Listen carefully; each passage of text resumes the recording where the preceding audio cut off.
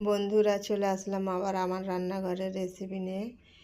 মুরগির মাংস আমি কিভাবে রান্না করছি দেখুন।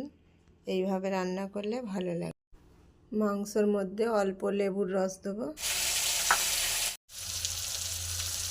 আদা রসুন দেবো, হলুদের গুঁড়ো দেবো, লঙ্কার গুঁড়ো দেবো, ধনের গুঁড়োটা হালকা করে ভাজা ছিল, মশলার ওপরে দিয়ে দেবো।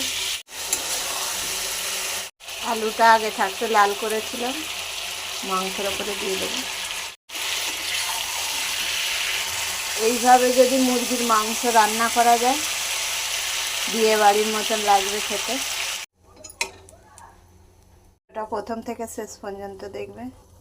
নতুন নতুন রেসিপি দেখার জন্য চ্যানেলটাকে সাবস্ক্রাইব করবেন।